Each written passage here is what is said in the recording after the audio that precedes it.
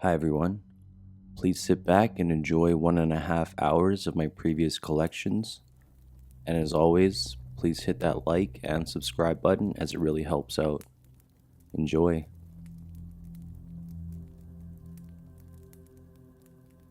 I was in a room that lost its color, and this was witnessed with another person. I always see these and love reading them, so I will contribute my unexplained experience. First off, I have quite a few. I'm a nurse who works night shift with mostly geriatric population. One night, it was just me and my younger nursing assistant. She wanted to look something up on the computer, so she was sitting beside me at the desk. Suddenly, I noticed a paper on the counter with colored lettering looked dim, as in the color wasn't strong, like there was a haze in the air. I looked across the room and there was a sign, still hanging there as of today, that said pressure points in red, and again, the colors were muted. It was like my eyes were losing the ability to see color. There was a general grayness filling the space.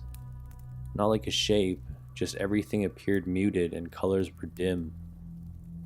I started to quietly freak out and worry that I had a brain tumor or multiple sclerosis. A multiple sclerosis symptom can be losing the ability to see color.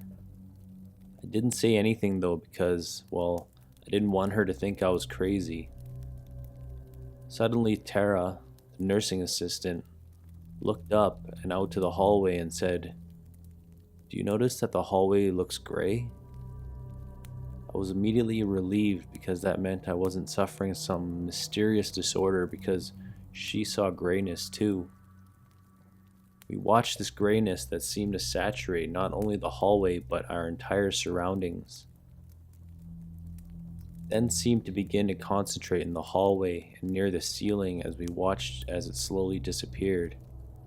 It moved to the left and then just left. Afterward, it was like someone turned on the lights and the colors were back to full saturation. Surprisingly, we didn't really freak out, but that's probably because as healthcare workers, we are just conditioned not to. To this day, I have zero explanation for what this was, and nothing like this has ever happened since then, nor have I ever heard of anyone experiencing something like this. I've heard of people seeing clouds or fog, but this wasn't like that. This was like being inside a fog that filled the entirety of our space. I've had other strange happenings, but nothing this odd. The fact that my nursing assistant saw it reinforces the experience. I had no plans to say anything about it because, like I said, I thought I was being anxious and hypochondriac, but obviously I wasn't. I would love to hear if anyone else ever had something like this happen.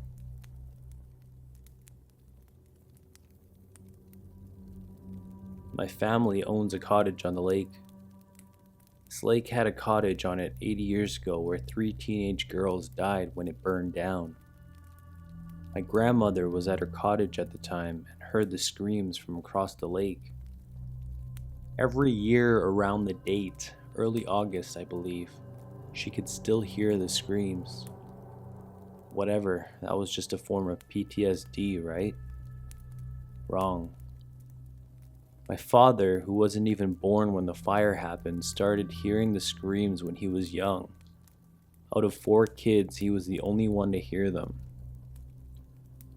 When I was younger, I started hearing them. The screams echo across the lake, but only my dad and I seem to hear them. It's terrifying. After confronting my dad about this and him telling me about everything, the fire, my grandma, etc., he said to never go near the old fireplace, still standing after so long, around the date because the closer you get, the louder the screams. Now I try to avoid our cottage around early August. Side note, my dad has a theory as to why we're the only ones that can hear the screams. My grandmother was supposed to stay the night and would have died, but it doesn't explain why my dad and I are the only ones that can hear it.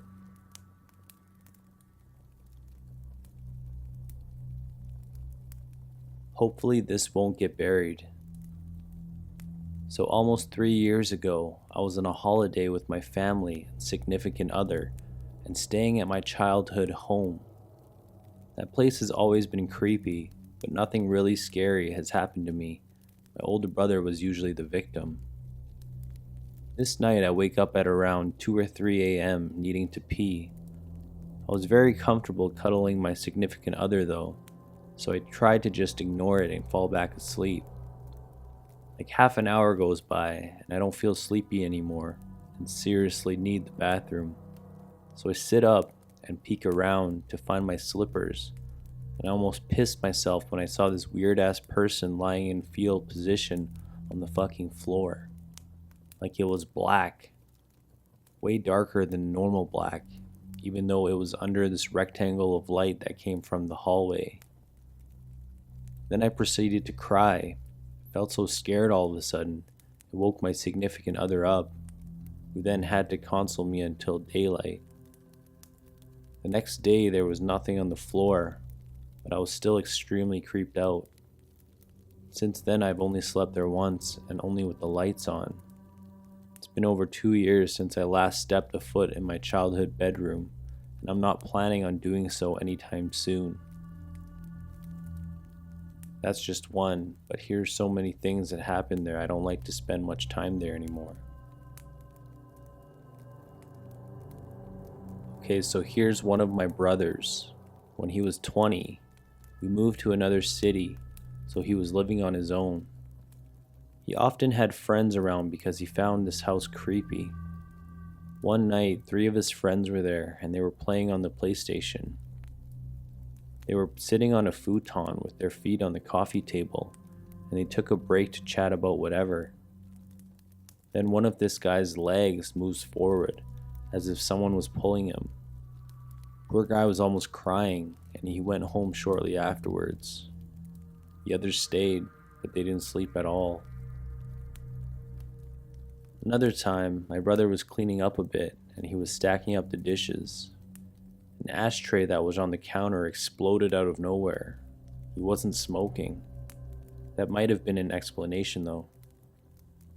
Once, this brother and our youngest brother were cooking something. He had the cupboards all open because they are horribly messy like that. While they are goofing off around the stove, they go to get another plate. According to them, this bowl came flying off from the side and almost whacked my little brother in the head. So when I was in the 4th grade, I would often stay at my friend Greg's house. His family was cool and didn't mind me hanging out all the time. Greg always mentioned that his house was haunted. Footsteps in the hallway, shadowy figures, etc. But I never took him seriously. Shut up, Greg, you're not scaring me.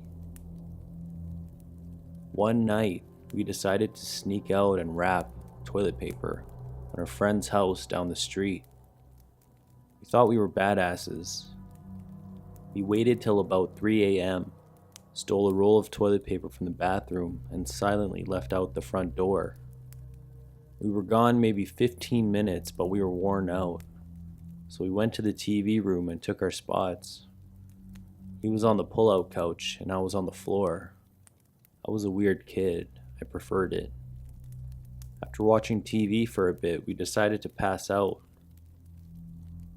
Soon as we turned the TV off, the light in his kitchen became very bright and loud, almost as if it was going to explode.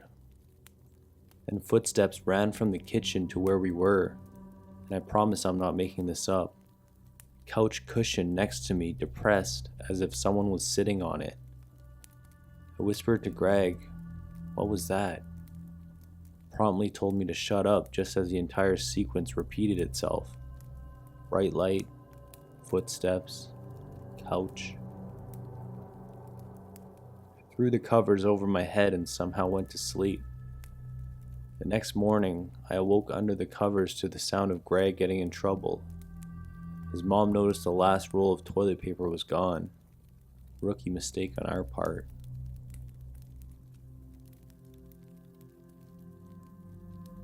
A friend and I were walking home on the train tracks one night.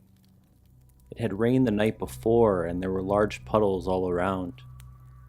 After getting far enough that the streetlights no longer illuminated our path, we heard splashing up ahead. We stopped and looked at each other, both expecting some sort of wild animal to scurry into the surrounding woods. Instead, we saw a skinny bald man crawling out of the water with a look of fear painted on his face. Half concerned, half terrified, we stared at the man as he struggled towards us. We soon realized this man had no legs.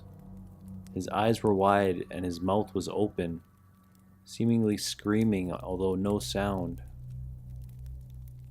We quickly turned around without speaking a word and took the long way back to my house. I haven't seen this friend in about 7 years and always wonder if he remembers what we saw. I still pass by those same tracks regularly, and I always think about that night. I think we saw a ghost of someone that was killed by a train. Many people, even a family friend, had been struck and killed by trains in years leading up to that night. I've never shared this story before.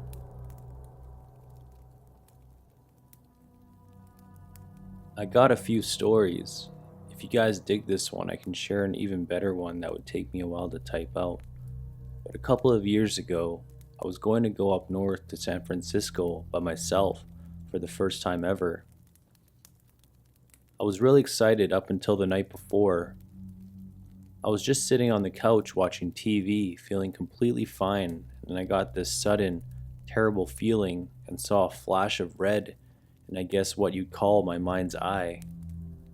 Literally within the next couple of seconds, my mom comes running down the stairs, like panicking almost, and says, "You know you don't have to go tomorrow, right?" That moment I knew I shouldn't go the next day. The next day, even though it is a completely unrelated city, the Boston bombings happened. I feel like something that would have happened to me as well if I had gone, alongside the tragedy across the states. Apparently, right when I saw that flash of red, my stepdad told me that my mom ran out of their bathroom, and asked where I was in a very panicked way. It tripped me right the fuck out.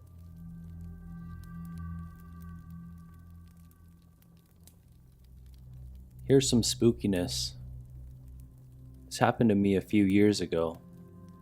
First, a little backstory to explain. I am Muslim. My huge family tree is Muslim. One of our beliefs, there are spirits called jinn.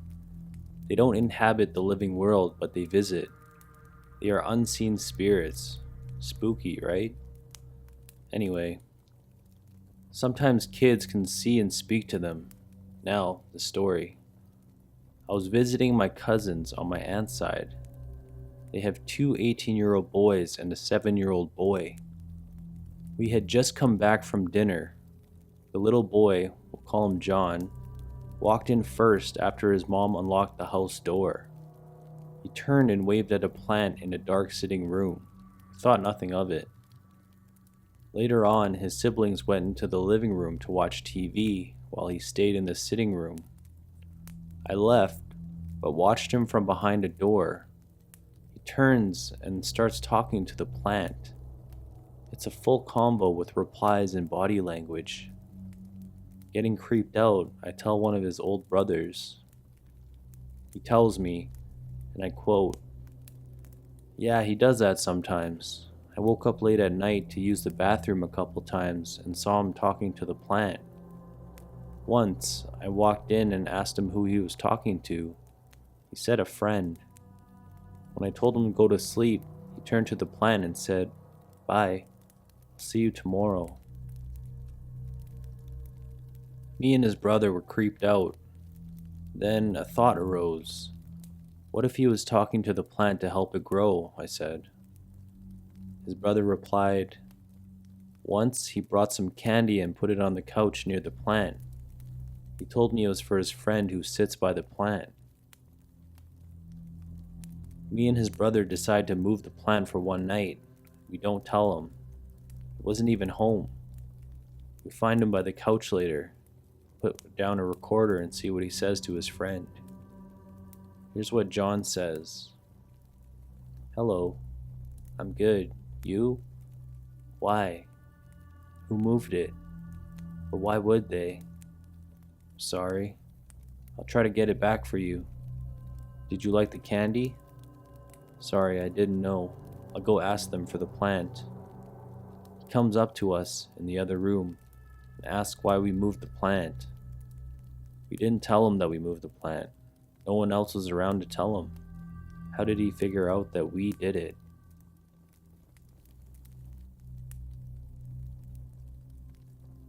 When I was around 9, we rescued a dog that we named Billy. Billy was a 90-pound pit bull mix. He was fiercely protective of me and my mom, and loved to sleep in bed with my parents. One night, I woke up to commotion. My dad was downstairs, and my mom was in the hallway. I quickly asked what was going on. My mom told me that my dad had feared someone was breaking in. He was a police sergeant, and after hearing a crash from the first floor of our house, he grabbed his sidearm and went downstairs. He came back up a few moments later and looking really worried. He said the house was empty and no signs of forced entry or anything stolen, but all of the pictures on our mantle were face down, and a few of the frames were shattered. He also said that Billy, normally the first to rush down to defend the house, had sat on the stairs crying and growling and would not follow him down. We all settled back into bed slowly, but what started to worry was that Billy came to sleep in my room. Now, like I said, he adored my mom. He always slept with my parents, but he laid his belly by my legs that night and never put his head down, just kept looking around. I finally drifted off to sleep only to be woken by him standing with his entire body covering mine and growling the most ferocious growl I'd ever heard coming from him. He was growling at the doorway, but there was nothing there. I screamed for my parents, and I'm not ashamed to admit that I slept in their room for the rest of that night and a few more after that.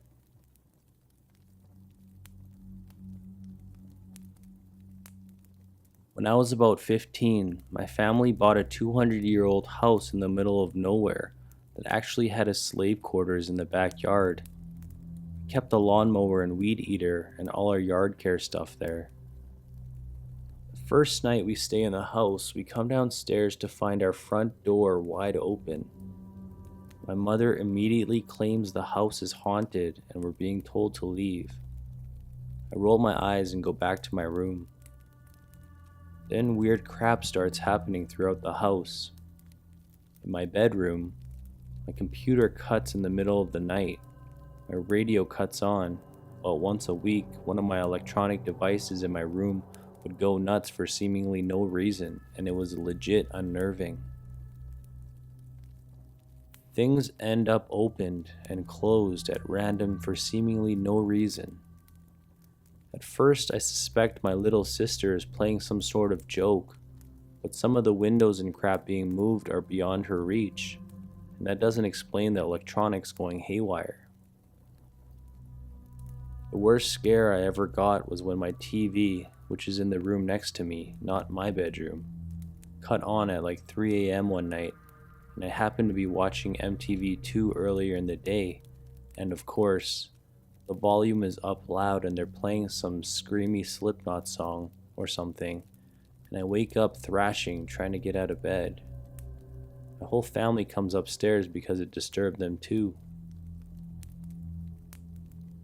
My mother decides we need to research the house.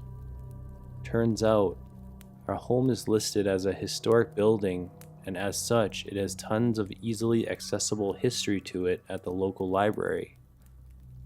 Part of that history involves a priest who, for some unknown reason, hung himself in the room that ended up being my younger sister's bedroom. We never told her. Little Vietnamese lady who cuts my hair randomly tells me she believes in supernatural stuff, and in an effort to entertain her, I start telling her about the weird things going on in my house. She gives me a tiny statue of a little man and tells me to put it somewhere high up in my home. Put the statue way up on my tallest dresser, which is the highest elevated point inside the house that isn't the attic. All unexplained crap in my room and downstairs stops immediately, except there are occasional strange noises coming from the attic. We never go in the attic. I turn 18 and move out. Eventually my family moves out of the house. It probably simply got lost in the move, but when the time comes to move everything out, our little statue guy is nowhere to be found. I remember thinking, I hope the next family that lives there finds him, when my mom told me.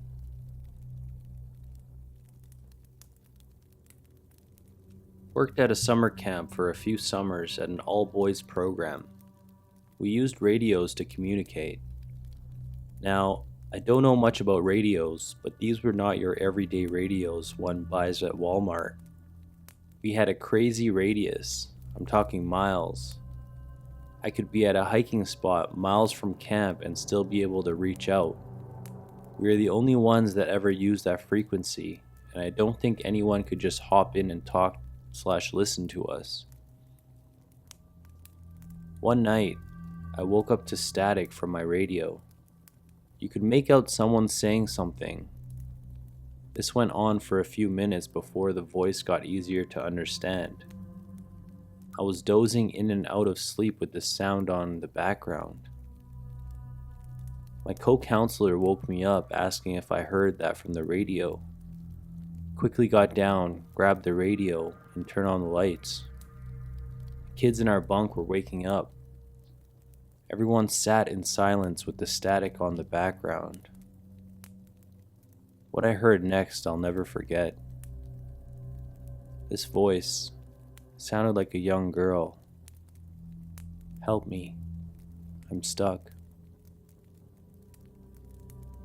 Ran the radio to the office, where more counselors had already gathered. They had heard the same thing, and the static was still there. We woke up all of the camp and did a head count and a radio count. Nothing out of the ordinary. We never know where it came from or who it was. The cops were called, but couldn't do much about it. I worked there for a few more summers. Every once in a while, I'd wake up from the static on my radio. Always freaks me out.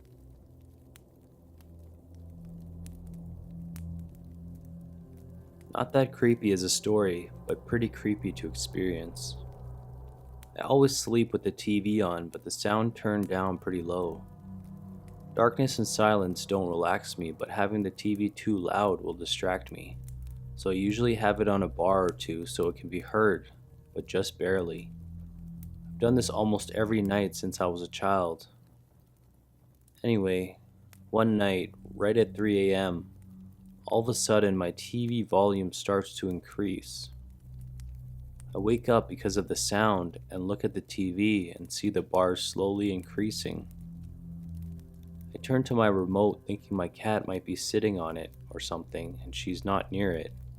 So I freak out and turn the TV off and sit up while trying to process the oddness of what just happened. About a minute later, my boyfriend comes in the living room, whining that his computer screwed up. He was previously in the other room staying up all night, mixing and recording music, as usual. I asked him what happened to his computer. He then said that the volume just started randomly increasing without touching the dial so loud he had to take his headphones off. I asked him when that happened and he looked at me with a weird look on his face, like a minute ago. I couldn't go back to sleep after that without taking a Xanax.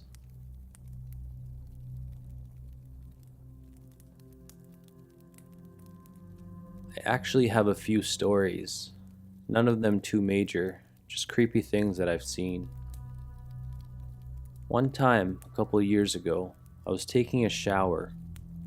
It was a normal day, nothing out of the ordinary happened. So when I was done, I stepped out of the shower and looked to the towel rack so I could grab one to dry myself off. But I see the towel, and there's a bulge in it. about the same size and shape of a human head. Nothing underneath the towel. It was as if someone was sticking their head through the wall and looking at me through the towel. It looked creepy, but I thought it could just be the vent underneath it blowing wind into it strangely. So I reached my hand towards it to push the air or whatever it was out of it and touched it. It was solid. It was very solid. I recoiled and jumped back a foot and the shape sunk away again. When I took the towel off the rack, there was nothing underneath it. This scared the hell out of me. I used to see a dark-skinned man wearing a beige suit and tie around my apartment building, just for a split second before he disappeared. I saw him a couple times in the lobby of the building, just sitting there, with one leg crossed over the other. I saw him once in my apartment like that too. This wasn't terribly creepy, but I thought it was worth mentioning.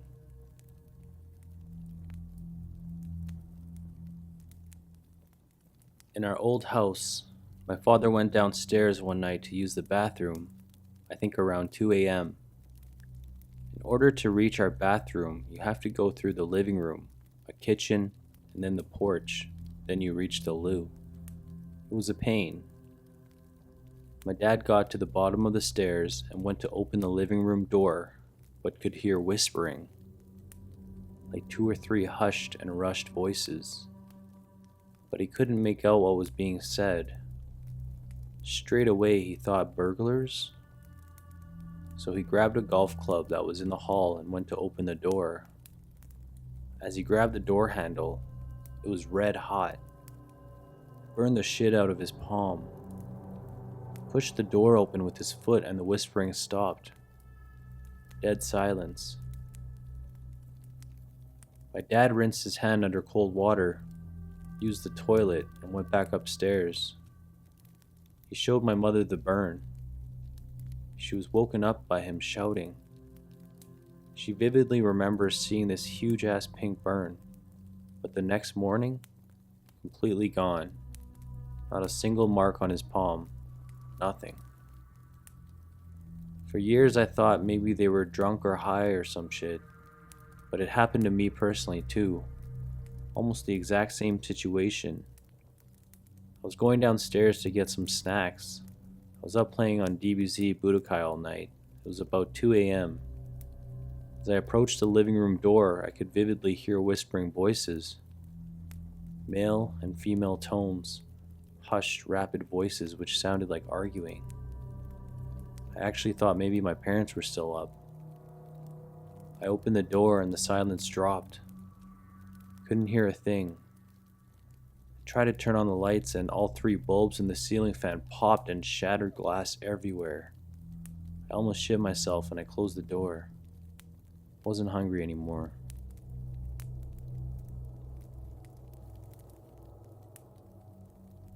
This happened to my mom, but it's still very interesting. My grandmother recently passed away from cancer, and my mom has reported interesting and peculiar things both before she passed and after. Before she passed, my mom's brother told my mom that he was injured in a hockey game, but not to tell their mother as he didn't want her to worry. Later that day, my mom was with her mother while she was taking a nap, and when she woke up, she asked, "Why didn't Steve tell me he got hurt at hockey?" To which my mom asked if anyone told her. She replied that no one told her.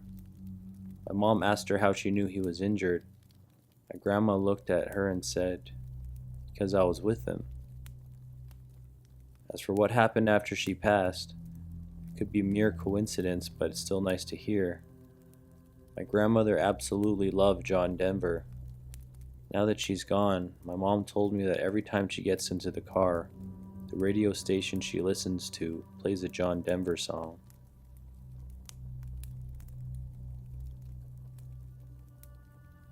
"12-ish years ago, on tour with my band, stayed the night in somebody's house who was nice enough to take us in for the night after the show. Me and our bass player Dave in one room, a drummer Ty in the other room right next to it.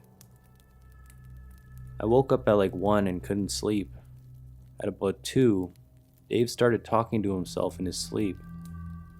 Didn't sound like him, but it was obviously him because nobody else was there, right?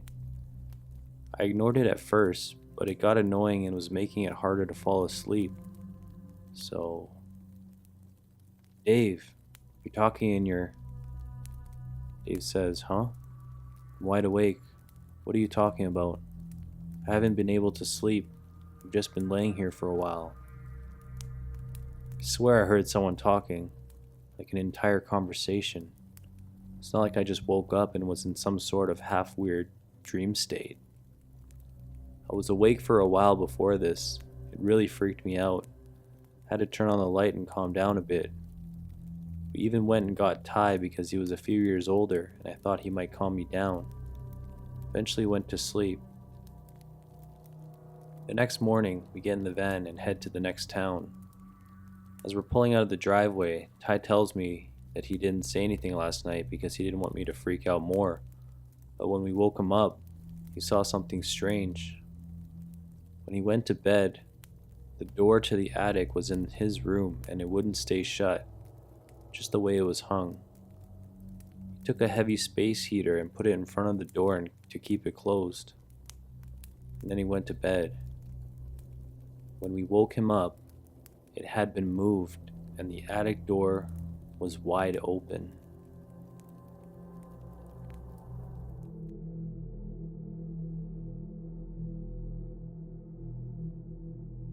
A few years ago, I was home from college for the weekend. The house I grew up in is old, over 100 years, and I've had some experiences there before, paranormal related. This one night is something I will never forget. I'll try to give the shortened version. It was around 11 p.m. and I got back home from visiting my then girlfriend who lived in my hometown. I get in the house and open the door that leads to the upstairs, where all the bedrooms are. I close the door quietly so that I don't wake anyone up and head up to my room. I close the door to my room, sit down on my piano and start playing with headphones in. All of a sudden I get this incredible wave of fear. I feel like something is watching me. Terrified, uncomfortable, shaky. I start looking over my shoulder every few seconds.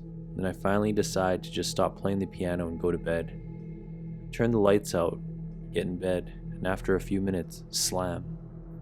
I hear this loud noise from downstairs. I turn my lights on and then hear someone walking down the hallway, upstairs, and then going downstairs. I could hear the steps, then the door open and close. I figured my dad went to check the noise out, so I poked my head out of my door. Well, my mom comes walking back upstairs and the exchange was similar to this. "Did you see what that noise was?" I said. Mom says, "What? Wasn't that you?" "What do you mean?" I said. "That noise was the door slamming shut. Didn't you just get home?" I said, "Nope, I've been home for an hour." All of the other harmless haunting events in my house, this was the first time I ever felt truly terrified. I will never forget the feeling of that irrational fear. I can't even use words to describe the way it felt, but I can seriously relate to the way you felt. This didn't happen to me, but my sister. She was home alone, and I was out at the mall with a friend. I called her to ask what t-shirt she wanted from the store I was at, and she told me she was scared that there was a ghost in the house. I asked what happened. She had put a hot pocket in the microwave and gone into her room to change. While she was changing, she heard the microwave go off, signaling that her hot pocket was done. We have a small house. The kitchen and living room are open and connected, and her room opens to the living room. She comes out of her room to grab the hot pocket, but instead of it being in the microwave, it was out on the living room coffee table, all warmed up. If that happened to me while I was alone, I would have been out of there so fast. I was camping with friends. It was early in the season, and we were the only ones in that section of the park. One morning, I stayed in my sleeping bag in the tent while everyone else went to the facilities, which were a bit of a walk away. I dozed off again. I was awoken by someone grabbing my foot through the tent. I was groggy and assumed it was a friend playing a joke and kicked and said, "Fuck off." My foot was grabbed again and pulled. I kicked again pretty hard, not afraid to kick my friend who was now pissing me off. He stopped and I dozed off again. I woke up again probably less than half an hour later and heard my friends in the distance returning. When they got back, I asked them who was the one trying to wake me up. They had no idea what I was talking about, honestly. I told them about something grabbing my foot through the tent, and they thought I was trying to tell a story to scare them. I still have no idea what it was. It wasn't even dark out at the time. When I was 10, my parents and I lived across the street from my grandmother. It was around 8:30 or 9 p.m. It had just been dark for 15 or 20 minutes. I told my mom I was running across the street to my grandmother's house. Instead of going across the street, I walked over to a convenience store about 6 blocks away. On my way back, while devouring a Three Musketeers bar, I was at an intersection. A car, a block away, not a cop, was going through the intersection, and he slammed on his brakes and squealed in reverse and whipped his car around and squealed towards me. At this point, it is pitch black and no one is out, and I take off running. I cut between a house and hopped a fence and started down an alley. I see his headlights getting brighter and slow down, and he turns into the alley. I dive down and hide between 2 trash cans while this fucker creeps by at 2 miles an hour. He passes and pulls out of the alley, and I hear his tires squealing, and I'm shaking and paralyzed with fear. After about 20 or 30 seconds, I get my shit together and stand up, make it about 20 feet, and I see his headlights coming into the alley again. This time I was behind someone's detached garage. Looking around the corner of the garage, I see the guy, and although I couldn't make out his face, I could see his head on a swivel, breaking his neck, looking for me. He pulled back out of the alley, and I hopped and went through every person's backyard for 3 blocks until I made it home. The part that sucks as an adult, and knowing how dangerous that situation is, I didn't tell my parents because I didn't want to get busted for lying. I feel really bad now. Someone should have been notified. The authorities should have definitely been looking for that guy.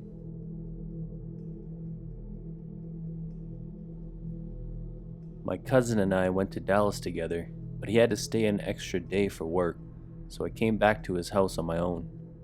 He lives on top of a big hill in a big old house, and it was a bit creepy.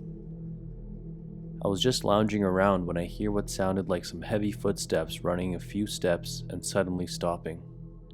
Holy crap. I had a major freakout. Went to check the doors to make sure they were locked. Front door, locked.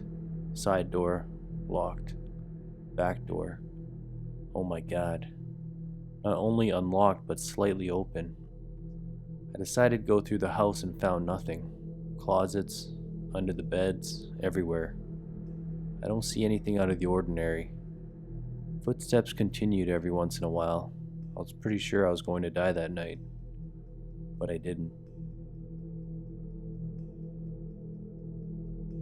I was a utility locator. I used to work on a team with my dad. To find a gas service from the gas main to the house, you must connect the equipment at the gas meter. Many older homes have the gas meter in the basement. Sometimes I would be the one that would connect the equipment while my dad found the gas service. On this particular day, we get to a house that had the meter in the basement. I go up, knock on the door. The homeowner points me in the direction of the stairs to the basement.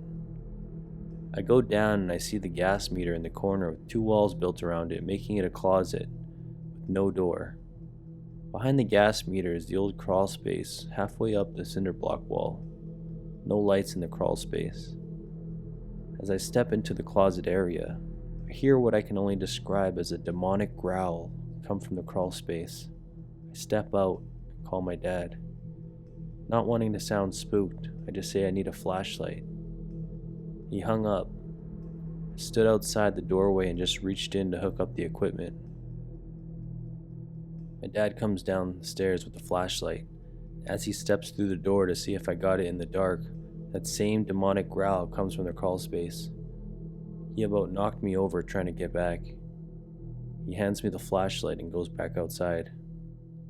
I just stood there pointing the flashlight into the crawl space with the feeling something was watching me.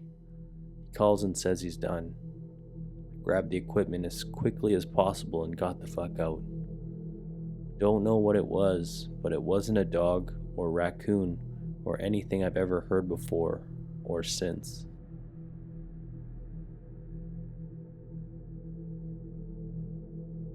"10 a.m. on a Saturday morning. I was in bed petting my very bossy cat, who had pushed my bedroom open only a few minutes prior, when I saw my dad. The entry to the kitchen is just that, an entrance, and there is no door. I saw him in his oversized black shorts and miscellaneous old t-shirt cross the kitchen entryway. First I thought, why the fuck is he not at work? And then I realized he wasn't wearing his glasses, which led me to think he must be sick. So I get up despite my dighead cat's nasty face and walk into the kitchen to ask him if he's feeling okay. No one was there. No one was home. All the doors were still locked. I wasn't afraid, but turning that corner expecting to see a person and seeing nothing but a bright empty room was very creepy.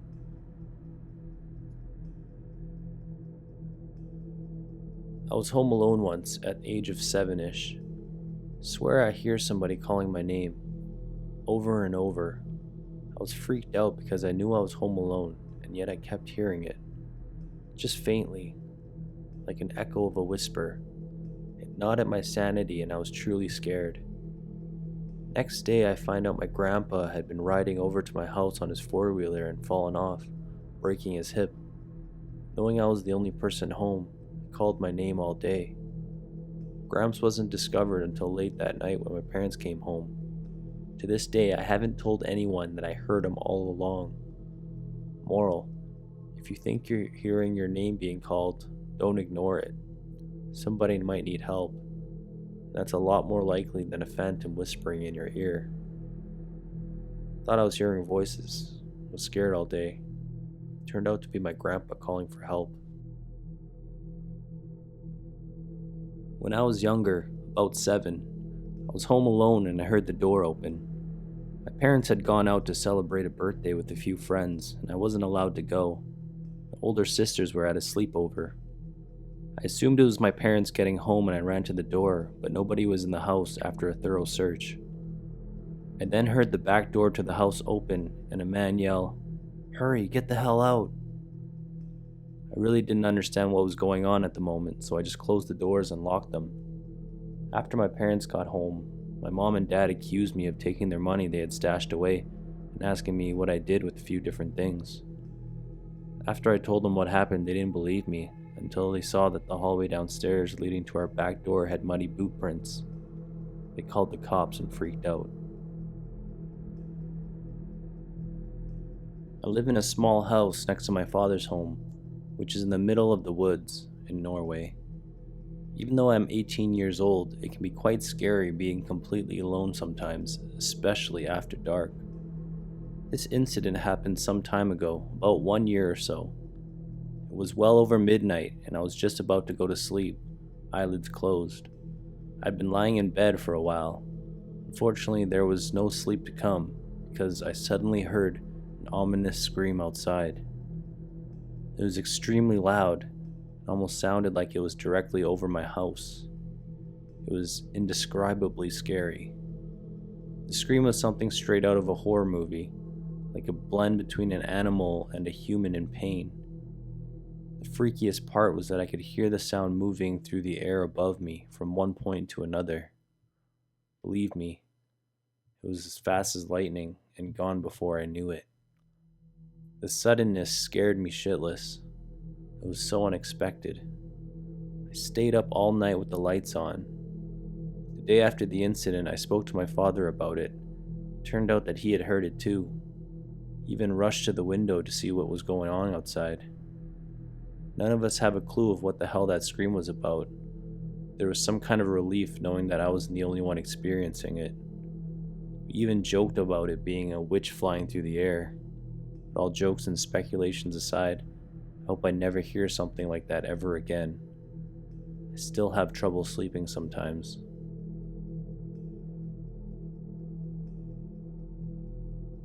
Buried by now, but here it is. Had a veteran female Marine in my anatomy class that was having problems with what she assumed was a stalker. She had a guy from a town about 40 minutes away come set up her computer and debug it. The guy is bragging about how he's ex-military intelligence, blah blah. She thinks nothing of it, gets her computer set up, all is fine. Mind you, she's a fairly attractive single woman and a mother of 4.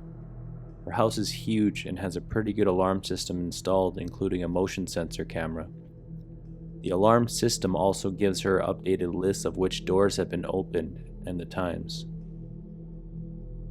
She's at home alone one morning, getting ready for class, and hears what she thinks is a door slamming. She has several firearms, so she loaded one and checked the house. Nothing. She leaves, sets the alarm, and doesn't think anything of it. Just thought she's going nuts from the stress. Leaves the house and gets a notification on her phone that after she left, the alarm was deactivated within the grace period of 60 seconds or so, reset, and that the front door was open and closed. She realized she wasn't hearing things and called the police and the alarm company. They came, searched the house, and came up with nothing. Fast forward a week later, the alarm is still acting up. Cops have been called a second time, and her neighbor has helped her search the house. She asks me while in class to come home with her and search the house with a gun. I agree. On the way there, the alarm is being weird. We get to the house, load 2 guns, start downstairs and work our way up. We get upstairs and I ask her if she's ever checked the attic. She says no. My adrenaline is pumping as we open the crawl space door. I climb up first, not knowing what or who I'll find. We look around with guns and flashlights pointed around. We see footprints in the soft, billowy insulation leading to a far corner with a blind spot. We walked over to check, and no one was there. Climbed down from the attic and shut the door. She recognizes that sound as a sound she heard the first morning when she was home alone. We go downstairs to chill out and wait for her kids to get home. I then notice the doggy door on her back door. I ask her if it locks and she says yeah. I inspect it to find the lock can be unlocked easily by sliding a key across the latch. The person has been entering and exiting through the doggy door. We left immediately to go buy a new door and come back to install it. After leaving, she got an update that the doors from the garage into the house and out the back door had been triggered in the grace period. They had been hiding in the garage while we were in the house. Installed the new door and the problem ceased. Scary shit.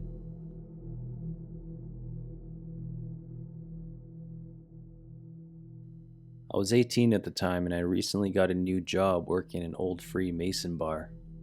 It was like my 20th shift and my manager had to leave early and he left me with the keys to lock up.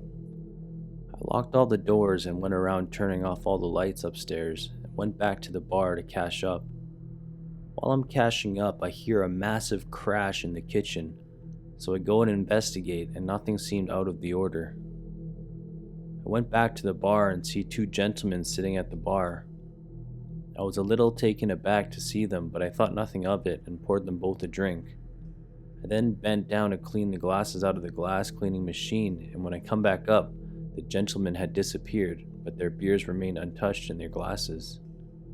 I think not much of it, and just assumed they left. The 2 things that really got to me were when I went to leave, the front door was locked from when I locked it earlier in the night, as well as the other doors. And when I told my manager, he explained how the last person who worked on the bar claimed they were pushed down the stairs while they were alone. So in his words, the spirits here must like you. I swear this is no bullshit.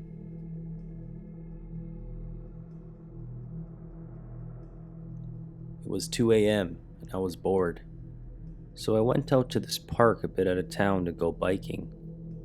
For the most part, it was surrounded by trees and at all ends with a running/biking track that goes around the park. The park was lined with streetlights though, so you could vaguely see. I've been going there for a few times that week around this time because it unwinded me and felt good at that outside. But this time when I was making my rounds, I see 4 fucking 6-year-old looking figures come out of the forest. It was about 4 to 7 of them, I don't remember. But these little things didn't have a parent with them, and all seemingly stayed silhouetted. I was kind of biking in their general direction when they started fucking coming towards me. Thankfully I was around 200 feet away from them, but I could make out them, and the spooky little shits were coming. I don't think I biked faster in my entire life. I literally became Lance Armstrong with an extra testicle for a good 3 minutes, charging it home. It was unexplainable. I've been alone and haven't seen a single person all the times I went. I haven't gone since, needless to say. One time when I was about 12, my best friend at the time and I were having a sleepover at her house. As a visual, the house was pretty old and was filled with tons of antiques and old furniture. She lived at her grandmother's house. The basement was one of those ones where you wouldn't dare go down into alone because it just felt spooky. Because we were spooked by the basement, we decided it would be fun to sleep in a very long hallway on the 3rd floor, on opposite sides of the hall for some reason. The whole night before bed, we were playing a game where we were spies, so we would hide in the closets and sneak up on her mom and grandma. I was often homesick at sleepovers as a kid, and when it was bedtime, I just read my book by a nightlight on my end of the hall. Then, right across from me, I see my friend get up and run towards me. Innocent me says, "Are we playing spies again?" No response. So I just giggle and I'm excited to play again. So I follow the figure into a bedroom closet and close the door. I'm trying to communicate, but she's not answering. I look over to where she is supposed to be beside me, but no one is there. I decide to leave the closet because I couldn't fathom what was happening. I walk across the long hall and saw that she was fast asleep the whole time. I could never sleep there again, and I'm still really spooked by the fact that I ran into a closet with a mysterious figure. There's an abandoned complex a few miles away from my tiny isolated town. It's been abandoned for quite some time after it caught fire. I've not yet come across a definitive answer as to what it was used for. I've heard it was once a mental institution. It was an old army barracks. It was once a boarding school. So who knows, but that's irrelevant. So I've spent time there alone too many times to count. I like the solitude of sitting on one of the many rooftops while strumming my backpacker's acoustic guitar. There is one main building, another that seems like a housing building, a water storage, and 3 oddly shaped buildings that range from around 20 to 30 feet wide. Here's one of those buildings. Inside, it's all steel besides the plank wooden floors. So I was at mid-level in the pictured structure making my way to the top. Beautiful day out. Then I grabbed the handrail, and at the bottom of the final stairway to the top, before I heard a little girl's voice. She sounded about 5 years old. She sounded as if she'd been there for days without food and water. The voice sounded weak, and as though she needed to muster all her courage just to utter one word. Mother. It sounded like she was calling out as her arm was outstretched, hoping to be rescued. It's funny because I'd gone there a handful of times alone after sundown to explore deep into the darkness of the main building, plus all the others. But on that day the sun was high and bright. Birds were singing their songs. I looked forward to a rooftop view of the tundra and wilderness after I'd walked for an hour and a half to get there. I wasn't expecting anything. Then suddenly I hear her faint voice and I hit a brick wall. She sounded weak, but it was her weakness that terrified me into a motionless grown man. All I could feel was tingles pulsating down my spine. Had she sounded like a normal, healthy little girl and uttered more than one simple word, I'd have run up to see if she needed help. But no, I stood motionless for what seemed like a minute, then turned around and left. I've had a handful of other experiences, but this one is the one that terrified me. I've got one. In college, I worked security for extra money. One of my regular assignments was the overnight shift at a metal fabrication factory. One of the primary reasons I was there was to ensure that no one broke in to steal all the valuable metal that was stocked on site, which was an occasional problem. That, in turn, involved checking the perimeter fence for damage at least once a shift. That couldn't be done effectively by camera. It instead required physically walking the fence.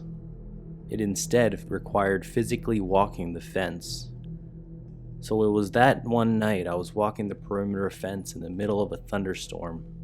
My attention was on the beam of my flashlight illuminating the fence as I walked past. So I wasn't really focused on where I was walking, despite walking through grass that was a bit over my waist. Apparently, I just stepped awkwardly on a patch of particular slick grass or mud as I was heading downhill, but before I knew what was happening, I had slid feet first into an open storm sewer. Some asshole had stolen the manhole cover recently, and the edges around the opening were wet with rain and mud thanks to the storm. Let me just take a moment to explain the storm sewer. First off, it was shaped like an oblate. If you're not familiar with what that is, picture a concrete cell that is shaped like a jug. Small opening at the top with the sides that slope inward to prevent someone from crawling out. In this case, the bottom was maybe 10 foot square, and the opening for the manhole was about twice the normal width in the center of the ceiling. There was no ladder attached, and the fall was maybe 20 feet down. At the bottom, the floor was sloped to form two trenches in the shape of a cross. There were sewer channels going off in 4 directions, but they were only maybe a foot wide across and were blocked with metal grates. At the bottom, there were debris, including a number of large broken pieces of rebar. There were several pieces that were pointing straight up. I definitely would have impaled myself on several jagged points of rusty metal had I hit the bottom, so no way to escape. A long fall and a probable disabling injury at the bottom. I somehow caught myself by hooking the edge of the opening on my elbows as I fell in. I dropped my flashlight to the bottom of the pit before I stopped my momentum, so I had a great view of all that broken rebar below me as I was struggling to escape. Maybe that was the collapsed remains of a ladder? As I tried to get another handhold, my cell phone skipped out of my pocket and hit the bottom. It felt like forever before I somehow pulled myself out of that opening. I don't doubt adrenaline gave me a considerable boost of strength, but even so, I nearly lost my hold on the edge 3 times before I managed to scramble out. I was kind of just jerking my knees towards the opening and jumping a couple of inches thanks to momentum. My free hand kept scrambling for something solid to grab, but I never really found anything. I'm honestly not sure how exactly I pulled myself out, just using the surface tension between the mud and concrete and my hands and forearm. It felt like a miracle. All I could think of after I pulled myself out was how I wasn't due to be relieved for another 7 hours. 7 hours before anyone would even start wondering where I was. And that whole time I might have been trapped at the bottom of the pit, impaled on some rods of rebar in the rain. I also wanted to kill whoever stole that manhole cover. On April 18th of this year, I came home from work and began working on some homework. After 30 minutes of homework, my aunt entered my mother's bedroom and began screaming hysterically, ordering me to call 911. Once I was on the line with the operator, she asked what the nature of the emergency was. I didn't quite know, so I entered my mother's bedroom to find her dead of a heart attack and laying face down on the floor, wedged between her nightstand and her bed. The operator dispatched the paramedics and instructed me on how to perform CPR. In order to do so, I had to flip my mother onto her back. When I grabbed my mother's cold, lifeless arm, I realized that she couldn't be moved as she was wedged firmly between her bed and her nightstand, and rigor mortis had already set in. I was unable to flip her over, and I had never seen or touched a dead body before. After the paramedics came and told me that nothing could be done, the medical examiner informed my family that she couldn't be seen as she had been laying on her face for so long. It's assumed by my family that she hit her head on the way down, as her dentures were on the floor beside her. The combination of her head trauma and the fact that she had been dead for many hours had rendered her unviewable, as deemed by the officer from the medical examiner's office. To answer your question, the sight and feeling of my mother's deceased body is the most chilling thing that I have ever seen. Her memorial is this Sunday.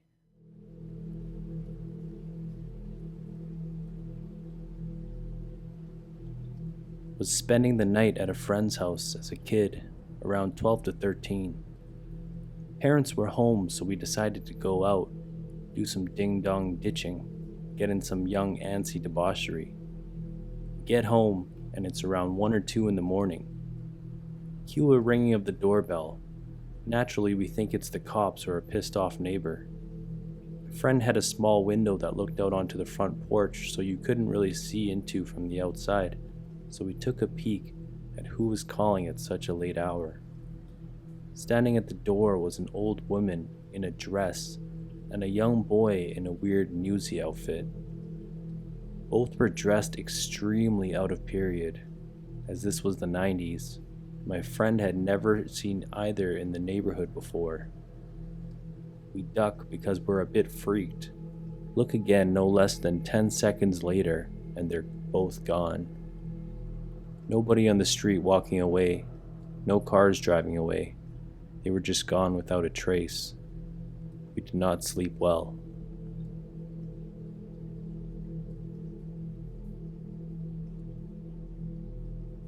Well, Monday I started to worry about my grandpa.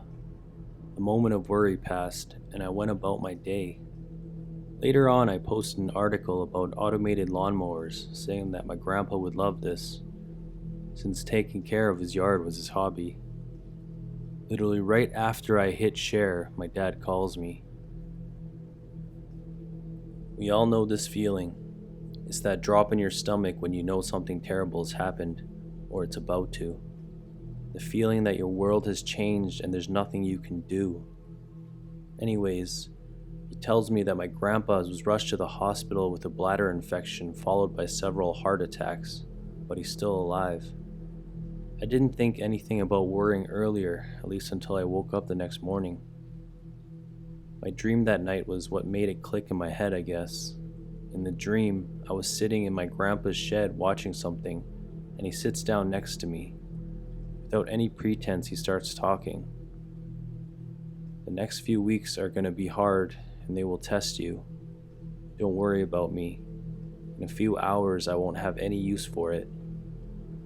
We ended up spending what seemed like hours talking about a lot of personal things I honestly didn't know or didn't remember about my grandpa, most of which my dad and his brother have confirmed to be true, although a little exaggerated apparently.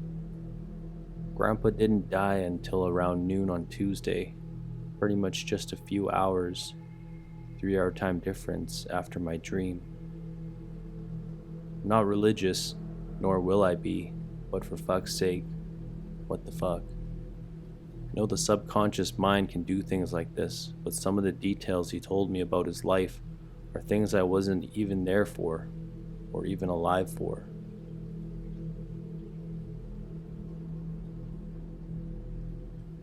I'm late to this thread, but reading some of these posts have compelled me to post. This isn't my story, but my mom's.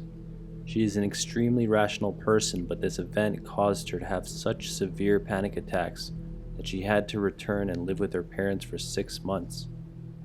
All of this happened a few years before I was born. My mom's first husband was a Navy pilot during the Gulf War. The carrier was about 10 days into its cruise and operating with complete radio silence. She hadn't heard anything from the ship since it left, but that was to be expected. This was a war.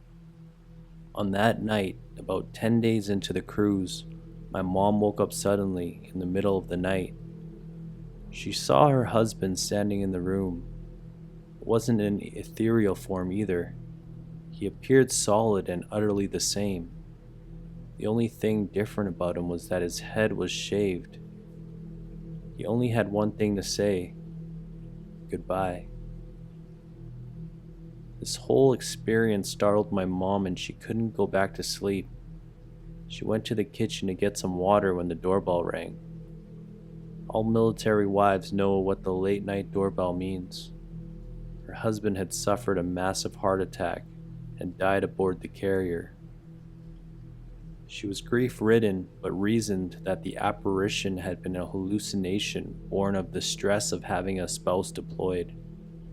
Besides, with his shaved head, he didn't even look that familiar. Her mother and mother-in-law flew out immediately to plan for the funeral and receive the body.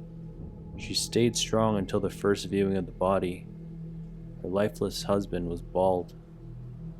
In a letter from his NFO, the shaved head was explained as the result of a lost bet. There had been no way of knowing that his head had been shaved, and my mom suffered a minor mental break.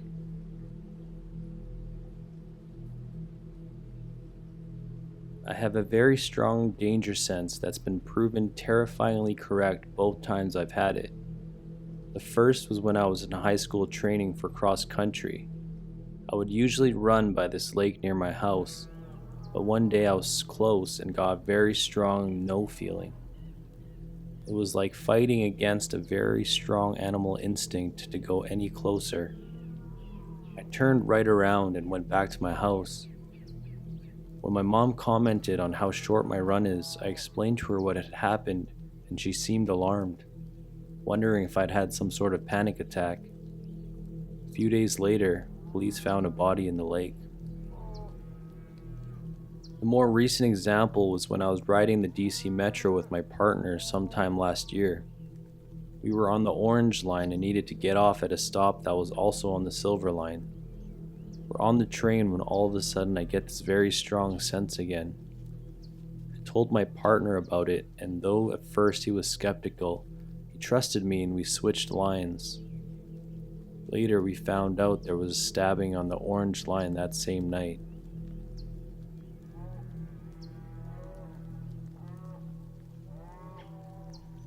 I was watching my parents' dog while they were out of town. My sister passed away in their house about a year prior. While I was there, I witnessed a picture of her fall off the wall. Then I discovered that every picture of her in the house had fallen off the wall, seemingly at the same time. They didn't keep many pictures up in general, so it was only 4 different pictures. I chalked it up to something shaking the house, even though we live in Ohio and I felt nothing. I went home to my apartment. Face up on my desk was a picture of my sister and me that I knew I had packed away. I don't believe in things like this, but this occurred at a time where I was still very much actively grieving the loss of my sister, and it hit me hard. I still can't explain it.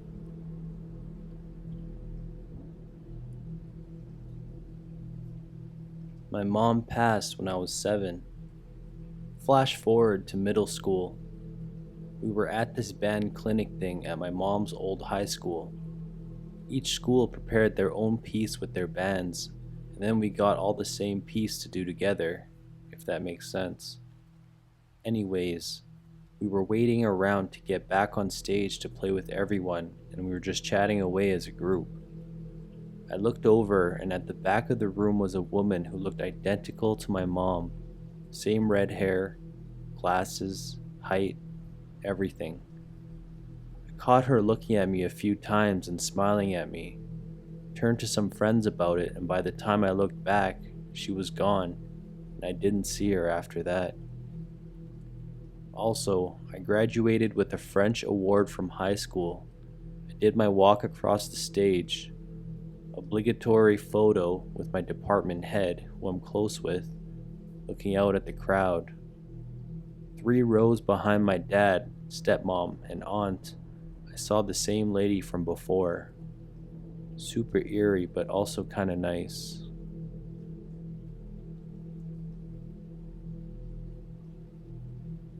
When I was young, probably around 8 to 10, I caught chickenpox.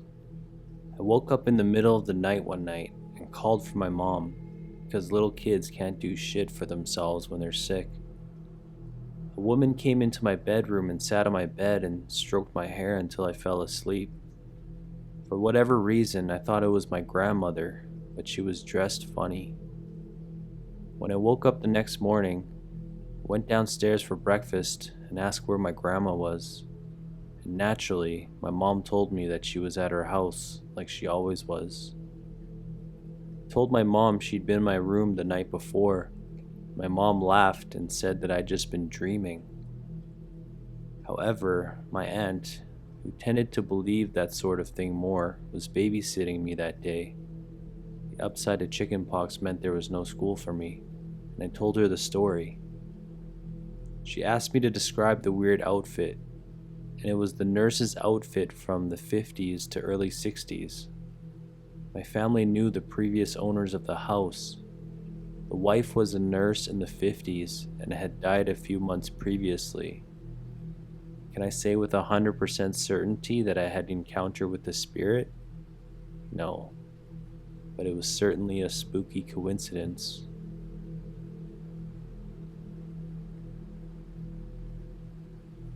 I have a lot of stories, but I'll go with my favorite. My grandpa, who was a tough as nails World War II Marine vet, had a little stuffed bunny. He kept it out in the open, and when he would walk past it and thought no one was looking, he would pet it. Big old tough guy petting a little stuffed bunny in an adorable secrecy. It was an ongoing family joke. Anyways, he committed suicide and we all went to the house to deal with the police, me and everything. We stayed in the house that night and it had an overall creepy vibe because of what had happened. We were all naturally upset and struggling and doing dumb things to try and make ourselves laugh to try to deal with it. And we realized the bunny has been moving. Like it would be on the dining table and then we would see it in the den an hour later. I thought someone was doing it as a joke, but everyone swore they wouldn't do that, and we never caught anyone doing it. I kept an eye on that bunny the entire week. Never saw anyone touch it, but it would still be moved. I think Granddad was playing jokes on us. Not the most convincing or scary story, but I like it. His cell phone also called his landline. That was weird. Making toast late one night, facing the kitchen bench, eating for a good 5 to 10 minutes. Cleaned up and turned around, and every single cupboard door and cutlery drawer was open. They were all closed when I went into the kitchen. There was no way anyone could have snuck in and done it because I was home alone. I also didn't hear them open in the time I was there. Scared the shit out of me, so I froze, let it register for a few seconds, and then calmly closed everything and went back to my room to hide until daylight. One of the few weird things had happened growing up. Another time, my brother kept having chronic nightmares for weeks to the point where he didn't want to sleep in his bed anymore. They were reoccurring dreams of an old woman who would always be shrouded in shadow and try to get at my brother.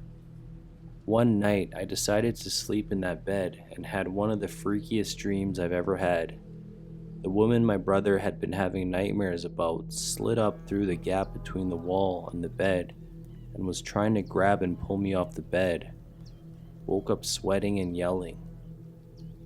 It was after this that my mother decided to look into it.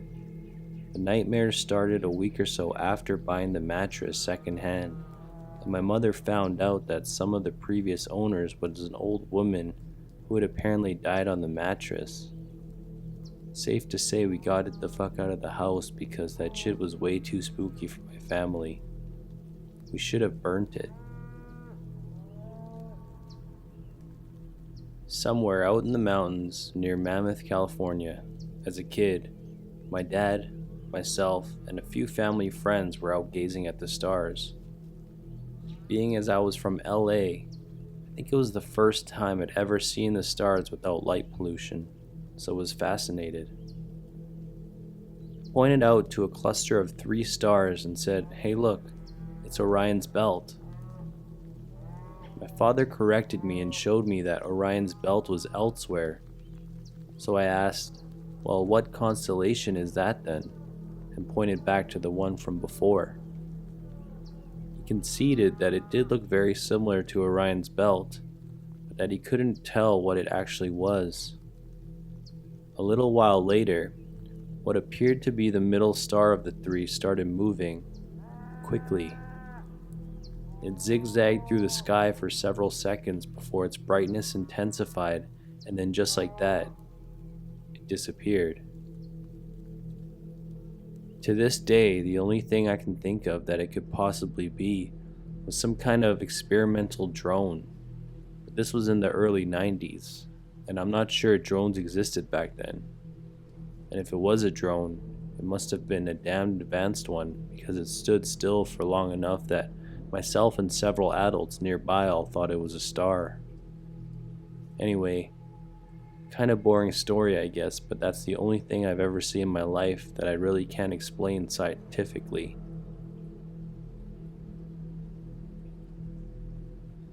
Not me, but my stepfather's best friend, let's call him Jim, has supposedly been experiencing paranormal activity since he was a teenager. He's a court reporter. Stepdad was a speechwriter, very skeptical and stoic guys. There were countless stories. They got in an elevator full of people in downtown Atlanta, stopped at a floor that was all kinds of wrong. 1940s decor, abandoned, dusty. Then the elevator went back down and opened on the opposite side of the building. Jim's dog died. A week later, the stereo turned on by itself and started playing a song Jim loved to play for his pet. No CD inside. It had snowed the night before and there were paw prints in the backyard leading to the house, but none near the gate. He frequently finds giant piles of coins under his pillow. He lived in London for a time, thinking he'd escaped the spirit, which had begun to scratch him hard on his arms and legs. After 6 months, he found a little pile of pennies in his bed, even though he hadn't been carrying American coinage. I personally witnessed one strange event while Jim was around. I was walking down the stairs and felt something whip past my head and heard it hit the wall. Looked down and saw a quarter dated 1948. I thought my sister was messing with me, but she was down at the lake with everyone else.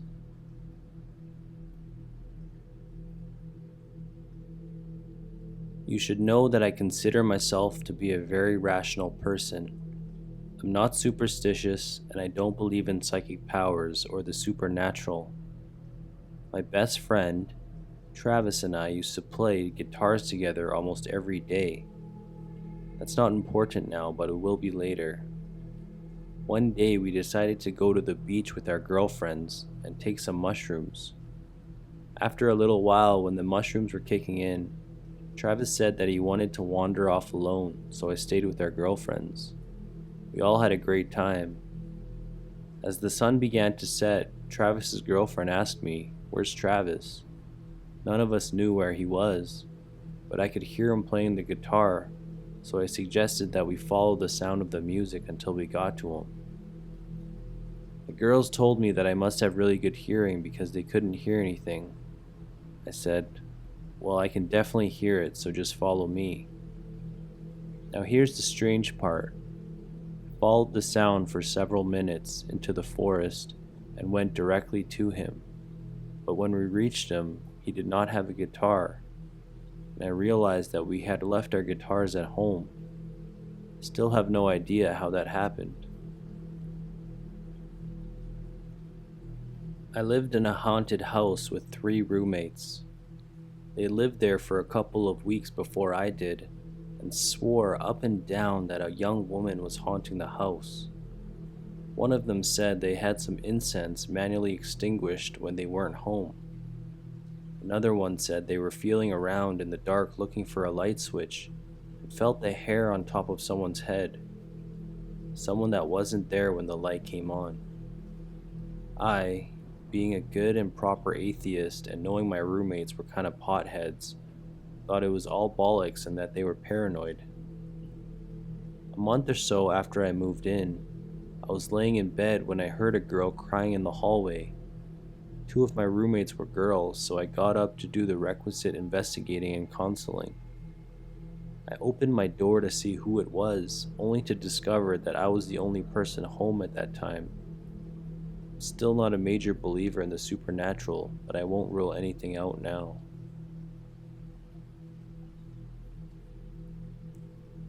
So much paranormal shit happened to me when I was a kid. One that has always stuck was when I was about 3 or 4 years old. Back then, I used to randomly wake up in the middle of the night really often for no known reason. I was still sleeping in my parents' bed at the time, so I would just lay in bed and look around. I swear, every time I'd look at the doorway to the living room, I would see 2 really tall figures standing there. They looked like the old farm couple in that one painting, except they had hollow eyes and they were thinner. They never really didn't do anything but stare back at me at first. One night was especially weird. I woke up as usual and saw them standing there in front of the doorway again. Only this time something felt a bit more off than usual. The ceiling fan was on high and the blades were going so fast that the entire fixture was moving back and forth. I look back at the figures and they have some really dark, creepy grins on their faces. Got scared and buried myself in the blankets, hoping that they go away. And all I heard was the ceiling fan spinning even faster. Somehow, the beads at the end of the switches were tapping against the glass light cover furiously. I peeked up out of my covers and the 2 figures were right next to the bed, standing right over me with their ugly smiles. I screamed bloody murder and the glass cover on the light came off and shattered on the ground. My dad jumped out of bed immediately and turned on the light to see what had happened, but the 2 figures were gone already. I was crying hysterically and took my mom a long time to calm me down. So much other stuff went on while I lived in there. That was the worst house I'd ever lived in.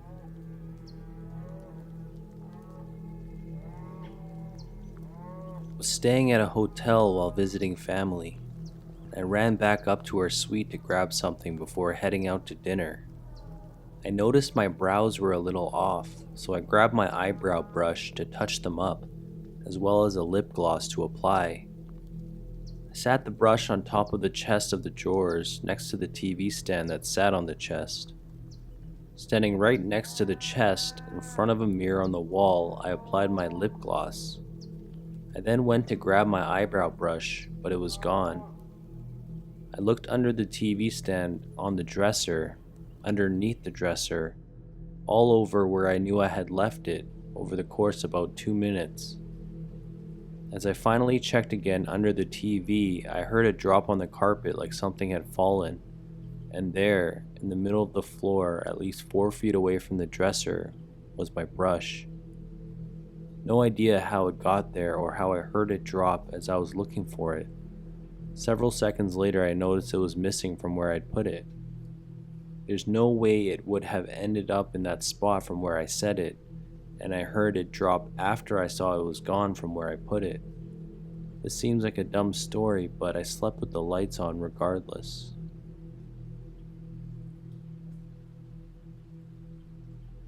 My sister has a rare genetic disease that causes her pancreas to produce insulin like there's no tomorrow. To make a long story short, It means she took a ton of medication and can just pass out, and it can cause serious brain damage if it's not treated ASAP when she passes out. It's like asphyxiation. 10 minutes and she's long gone. My mother came with her to school and sat at the teacher's room all day because she's the only one who knows how to treat this rare disease in my country, in Israel, except my father and some doctor who is like 3 hours away. So I'm in second grade. Me and my sister are in the same school. She's in third grade. At lunch, I sit with my friends and suddenly I just feel something is wrong with her. I have no idea where she is, but I just start running as fast as I can to the library, which is like 300 meters away.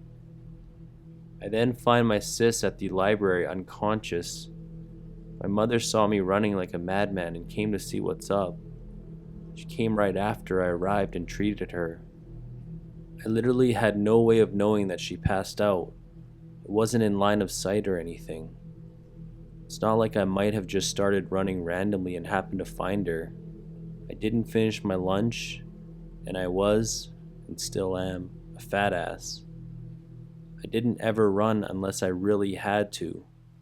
Nothing like this incident has ever happened to me before or since. So yeah, I have no idea what happened there.